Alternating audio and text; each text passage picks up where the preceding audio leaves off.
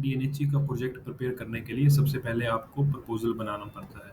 ये प्रपोजल का front page है, उसके बाद आएगा आपका इंट्रोडक्शन, जो भी आपका टॉपिक रहेगा उसका इंट्रोडक्शन, उसके बाद नीड ऑफ स्टडी आएगा, उसके बाद आएगा स्कोप ऑफ स्टडी, उसके बाद आपके जो टॉपिक के अकॉर्डिंग ऑब्जेक्टिव है वो आएंगे, रिसर्च मैथोलॉजी आएगा, क्या क्या आपने मैथोलॉजी यूज़ किया है, इसके बाद चैप्टराइजेशन, उसके बाद रेफरेंस आएगा, फिर लास्ट में एनेक्चर आएगा, एनेक्चर में क्वेश्चनरी है तो ये क्वेश्चनरी आएगा।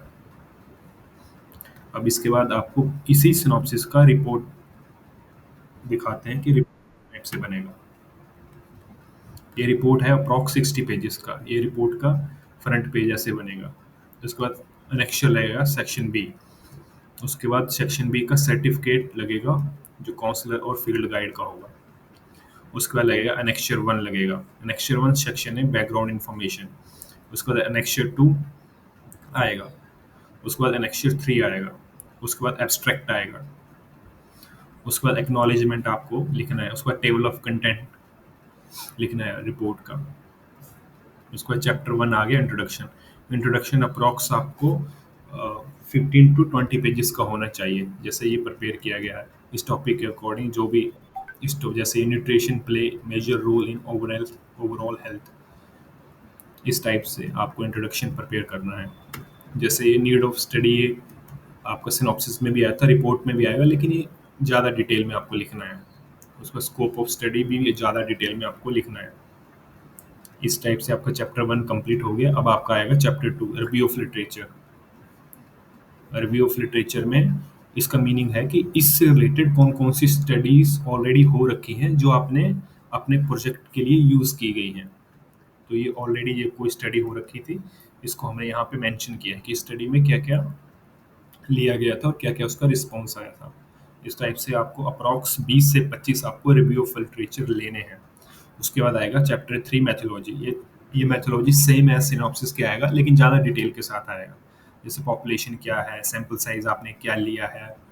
आपको एक चीज़ ध्यान रखनी है कि हमेशा वॉज में होगा, सिनॉप्सिस जो है वो हमेशा फ्यूचर टेंस में होगी कि हम क्या करने वाले हैं, लेकिन ये रिपोर्ट है, रिपोर्ट हमेशा हमें पास्ट टेंस में लेनी है कि ये काम हम कर चुके हैं, क्या सैम्पलिंग टेक्निक यूज़ की गई है। उसमें जो क्वेश्चनरी जैसे मेंशन किए थे सिनॉप्सिस में। उसके बाद आपका चैप्टर 4 एनालिसिस, यहाँ पे चैप्टर 4 आएगा, चैप्टर 4 एनालिसिस यहाँ पे नहीं आएगा, लिमिटेशंस। इसके बाद आएगा आपका चैप्टर 4, ये आपका चैप्टर 4 है। चैप्टर 4 में जैसे ये क्वेश्चन के अकॉर्डिंग कितने रिस्पॉन्ड थे, इसका टेबल आएगा, फिर इसका ग्राफ आएगा, ऐसे करके जितने भी आपको जो भी आपने क्वेश्चनरी है, जो भी आपने टूल यूज़ किया है, उस टूल के अकॉर्डिंग आपका टेबल और ग्राफ आपको मेंशन करना है। फिर इस टेबल ऑफ ग्राफ के बेसिस के ऊपर आपने क्या एनालाइज किया, जैसे ये टेबल है, इस टेबल का आपको यहाँ पे क्या इस मीनिंग है, इस टेबल का आपको ये लिखना है। फिर इसका एनालिसिस करना है कि क्या आपने क्या एनालिसिस निकाला। फिर आपने फाइंडिंग, क्या फाइंडिंग है इस स्टडी की, वो आपको मेंशन करना है। फाइंडिंग के बाद आपका जो कंक्लूजन, क्या कंक्लूजन निकला आपके इस टॉपिक का। जैसे ये टॉपिक था the role of health care provide in nutrition counselling and education.